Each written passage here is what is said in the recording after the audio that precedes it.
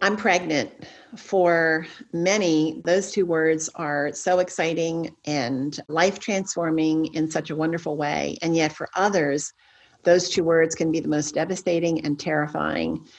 I'm Sharon Betters, and I am the host of this Help and Hope podcast produced by MARKINC Ministries. And today I have the privilege of speaking with Lovette Vassar, who knows the joy of pregnancy. She knows the joy of giving life, but she also knows the grief that can come from hearing those words. Lovette has experienced deep grief over the termination of two of her pregnancies. And because of that sorrow, and because of the peace that she has found, she is passionate about helping other women find recovery after abortion. And it is such a privilege for me to have this conversation with Lovette. I am so grateful for the life-giving words that you are going to hear.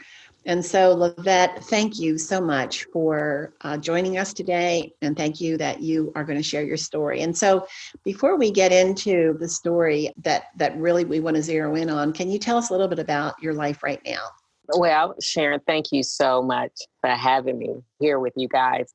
I am a mother of 7. I'll start there. And been married to my husband for over 20 years. It's so important that I say I'm a mother of 7 because I have 5 children on earth and 2 in heaven.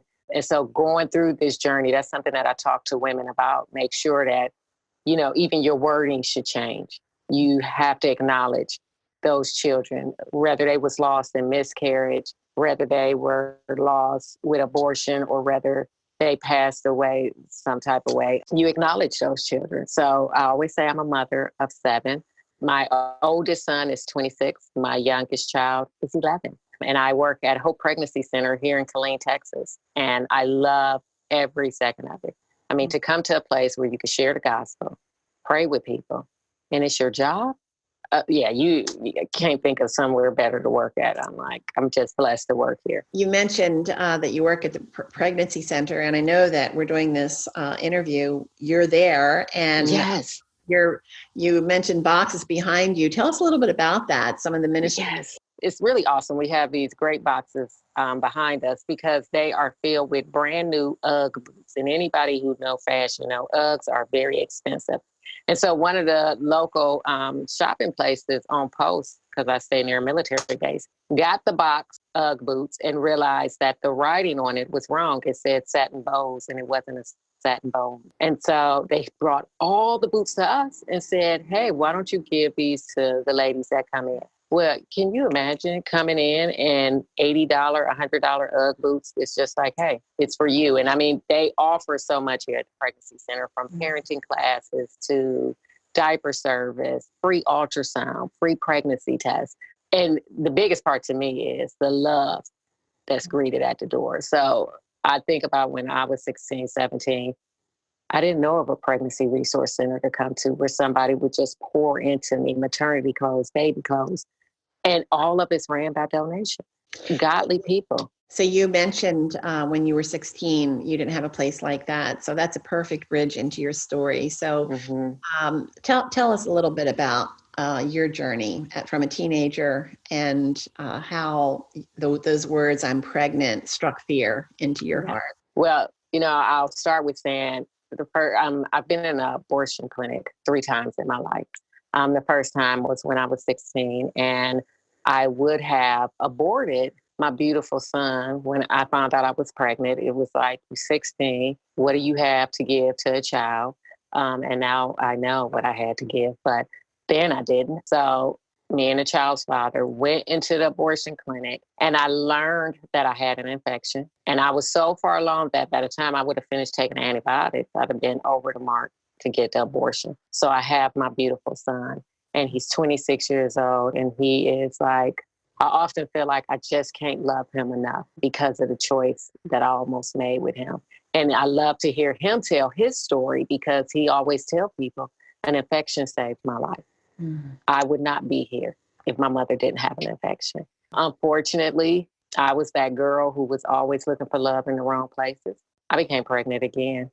And because my mother was our sole provider, my father was kind of in and out. She was like, there's no way you're bringing another baby to this house.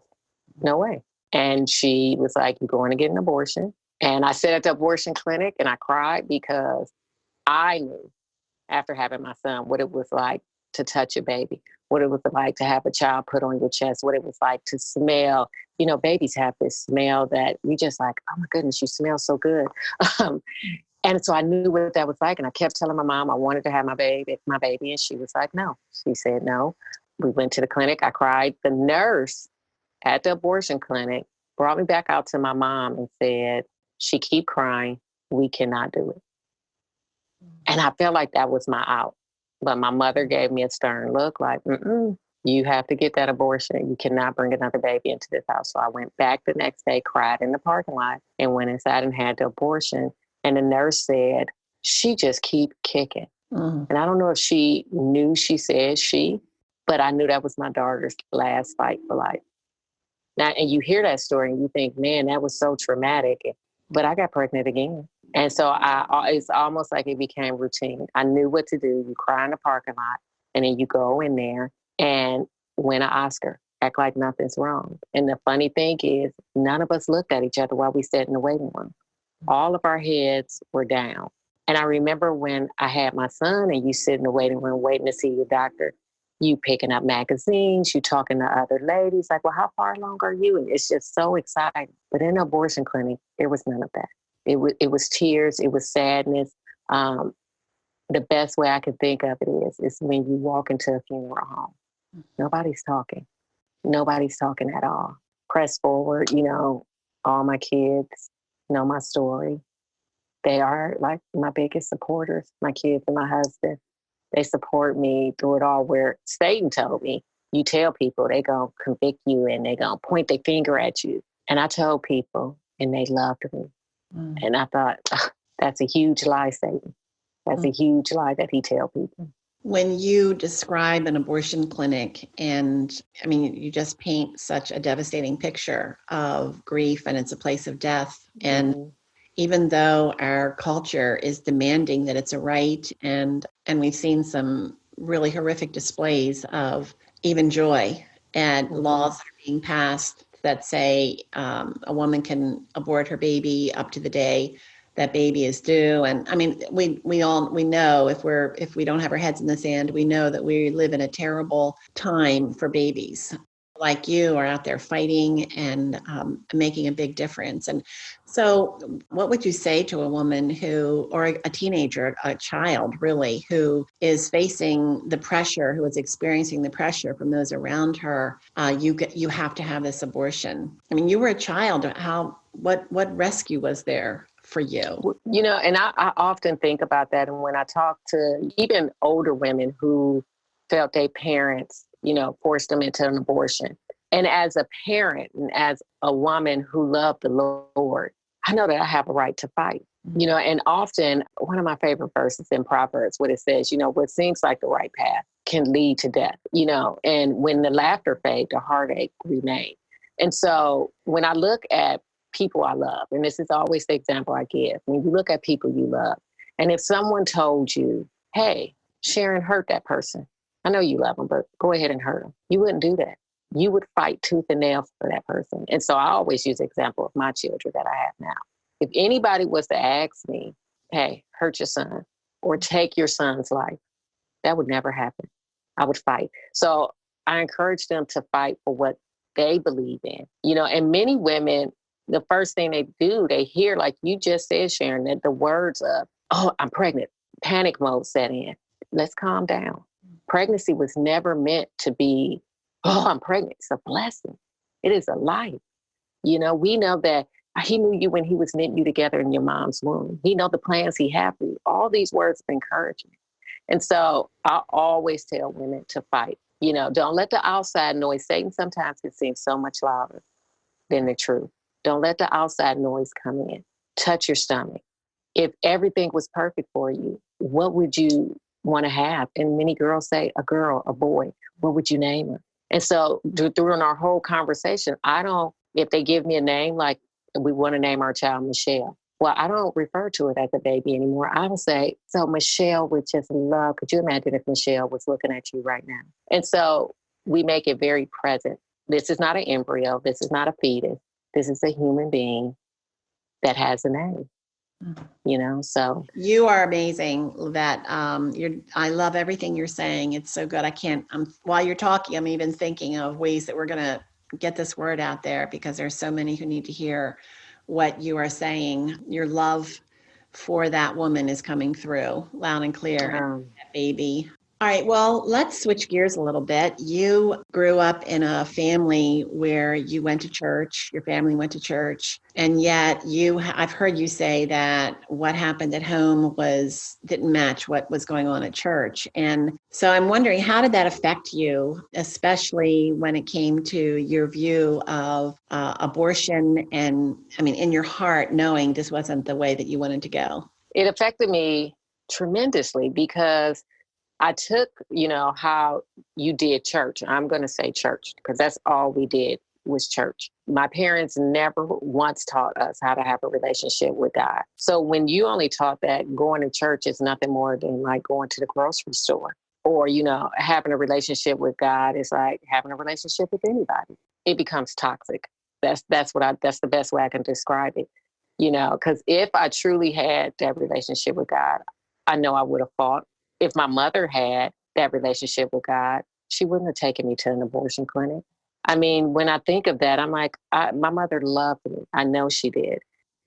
But if she would have known that I was going to try suicide afterwards, I was going to turn to drugs and drinking afterwards, and was going to become way more promiscuous, she wouldn't have taken me to an abortion clinic.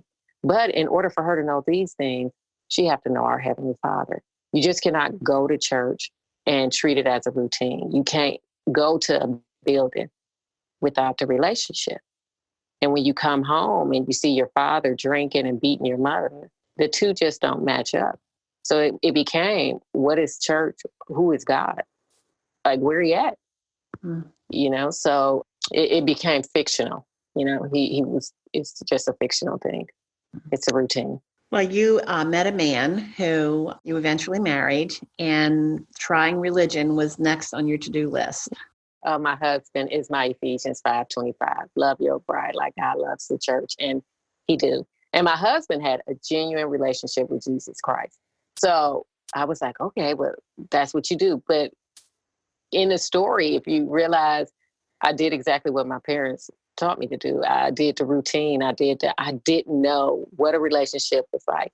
If they raised their hands doing praise and worship, guess what, Sharon? I raised my hands too. Like, okay, had no clue what I was doing. And my husband would always say, you have to find your path. You have to find your path in this. And I'm like, well, I'm just too busy following everybody else. So how can I find my path? And it wasn't until one day at church. When I say everything that could have been going wrong was going wrong, I just went to the altar and cried and said, I don't know what I'm doing, God. I don't know what I'm doing, but I know you do. So help me, help me, help me, help me. Nothing changed. The problems were still there, but my view completely changed. And I thought, because I was no longer focusing on the problems, I was focusing on Christ. And so that's when my relationship, and I honestly would say that's probably when I was like 31, 32. So took a while. And how did that moment, that moment of release, how did that start changing, helping you with the past, with grief? Well, I truly understood that grief is not something you can skip over. It is not something you can skip over. My mother, November 11th, 2018, passed away. And all of us, from my children, my husband, sisters, everybody was in the room. The room was crowded. And when the doctor looked at us and said, she's going, every single person had a different way they was grieving. Every last one of them. And so when it comes to abortion, we're told we can't grieve. We're told it's your fault. We're told, and I'm thinking, a foreign object is inserted into us, not to be too graphic, and it take a part of us, our child. And you want to tell me that's normal? You want me to believe that I shouldn't grieve? No. So it has helped me tremendously of understanding that Grieving is a process. What happened to us, no matter how many political parties or how many protests people have, that is not natural. That is not natural. That is why infections can follow, death can follow. It's not natural. Yeah, that relationship with the Lord changed everything. It showed me compassion. It showed me grief is a process that has to happen, and we have to allow it to happen. So I grieve my two children that's in heaven. I do. And how does, I think you are describing some of the very powerful emotions that women experience, whether they are women of faith or not. Exactly. So how does your faith make a difference in the grieving and the regrets that you had? If I answer this question truthfully, I feel like, or I felt like, and sometimes I still feel like, what a disappointment it must have been to God to say that I always stick with, and the reason why I stick with this verse is because my son, who I almost aborted, brought it up to me. Jeremiah 29:11, I know the plans I have for you, the plans to prosper. And my son asked me, who was I to cancel those plans? Our Heavenly Father has plans for each and every last one of us. So my faith shows me that I canceled those plans. That was never my place. I stood in front of God, where I always say, God, let me stand behind you. I stood in front of him and said, whatever plans you have for them, whether they're going to find the cure for cancer, whether they're going to be the first person to do this, I've decided that those plans aren't good enough. So my faith has definitely made me connect with the understanding of where my position is, and where God's position is. And Lovette, let's think of a woman, and you've probably done this 1,000 times or hundreds and hundreds of speaking with women who are feeling that extreme burden of guilt. And you use the word disappointment. How have you found freedom? Not that I think there's always a hole in our hearts. There's always going to be a hole in our hearts until we are completely restored by our Savior. But as you're walking this pathway, how do you find freedom that you're not just curled in a ball, tied up in knots because of the past? Freedom is huge. And freedom, I don't think come easily, because to get to the freedom, you got to expose the truth. And that's the hardest part of looking in the mirror at yourself and saying, this is what I did. I took my child's life. I've had so many women where I talk to them and say, okay, well, what happened? And one woman looked and she said, I'm a murderer. But that is the truth, And so when you deal with that truth, and then, that shame and that hurt and that guilt come over you, you take all of that and put it at the foot of the cross. And that's where you leave it. And like you said, there's always going to be a hole in your heart. I mean, that's part of the process of grieving. You may grieve for the rest of your life, but it get a little bit better and it get a little bit easier. And so when I can say my children's name that's in heaven, Deja and Dalvin, I get a little pep in my step, And so because I dealt with the truth of my action, I repented. I took it to my Heavenly Father. And man, when you take it to him, the chains, Sharon, come off. It's unbelievable, the freedom that you feel. You like, what? You can't even believe you gave Satan that type of power. You have acknowledged that it's a lifetime. I mean, you probably have days that are harder than others happen. But you have mentioned in your story that you went to a crisis pregnancy center to, I guess, work as a volunteer, and They sent you to an abortion recovery class or seminar or something. Tell us about that. How was that an aha moment for you? That was a very funny moment for me because I knew my background. And so I was like, I'm going to go to the pregnancy center. I'm going to, take on the world. Yes, I'm going to share my story. And I was going to share my story, but not all of my story.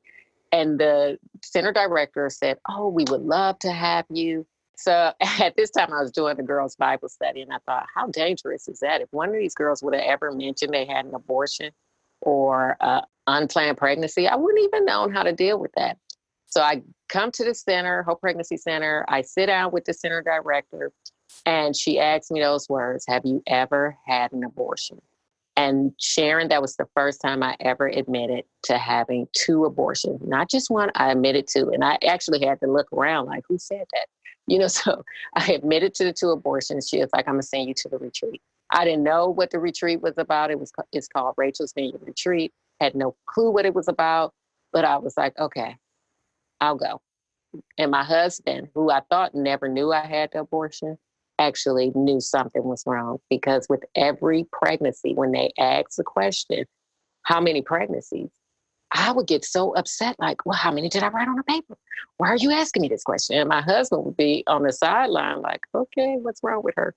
And so he was like, you need to go. You need to go. And he was in Iraq at the time. And he called me and was like, I'm staying on the phone with you until you get there.